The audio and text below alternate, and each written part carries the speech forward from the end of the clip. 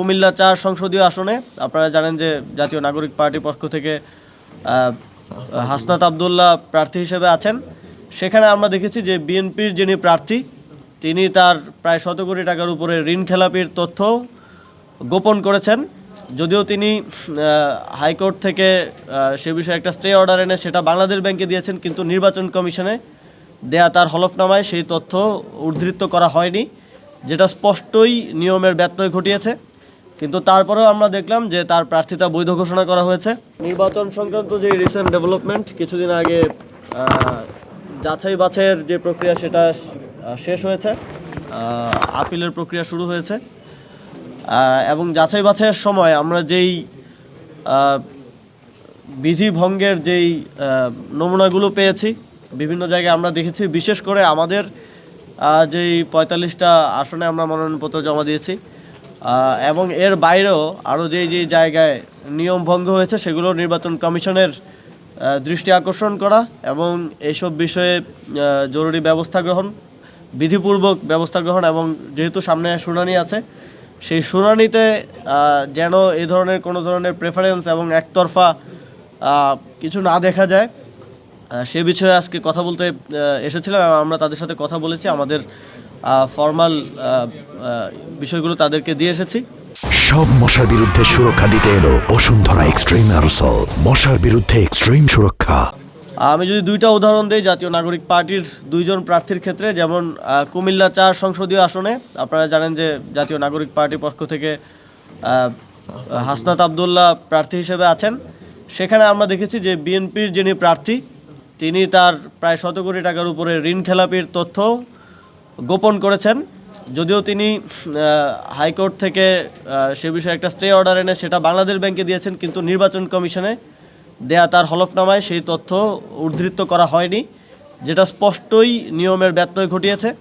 কিন্তু তারপরেও আমরা দেখলাম যে তার প্রার্থিতা বৈধ ঘোষণা করা হয়েছে। এবং সিলেটে আমরা দেখেছি যে সিলেট ১ আসনে আমাদের জাতীয় নাগরিক পার্টির পক্ষ থেকে প্রার্থী হিসেবে আছেন এহতেশাম হক। তার যেই দ্বৈত নাগরিকত্ব বিষয়ে যেই তথ্য তিনি অনুরোধ করেছিলেন যে তিনি সেটা পরবর্তীতে দাখিল করবেন, তারপরেও তার যেই মনোনয়নপত্র সেটা বাতিল বলে ঘোষণা করা হয়েছে। কিন্তু একই জেলায় আমরা দেখলাম সিলেট ৩ আসনে বিএনপির প্রার্থীর ক্ষেত্রে একই ধরনের ব্যবস্থায় একই ধরনের পরিস্থিতি থাকা সত্ত্বেও তার যেই কাগজপত্র সেটা পরবর্তীতে দাখিলের শর্তে কিন্তু তাকে মনোনয়নপত্র বৈধ বলে বিবেচিত হয়েছে। তো এবং সিলেট জেলার যেই ডিসি ছিলেন তিনি পুরোটা বিষয় দেখেছেন এবং তিনি একজনের ক্ষেত্রে একই ধরনের পরিস্থিতিতে দুইজনকে দুই ধরনের রায় দিলেন, একজন এটা বাতিল করলেন আর একজন এটা বৈধ করলেন। এটা আমরা মনে করি যে স্পষ্টভাবেই একটি নির্দিষ্ট দলের প্রতি, একটি নির্দিষ্ট গোষ্ঠীর প্রতি প্রশাসনের এক ধরনের একতরফা এবং পক্ষপাতিত্বের পরিচয় আমরা দেখেছি। এই দুটি আসন স্পেসিফিকলি আমাদের, এবং এর বাইরেও আমরা অন্তত আরও ১০০টি উদাহরণ আছে, আপনারাই কভার করেছেন মিডিয়ার মাধ্যমে, আমরা দেখেছি।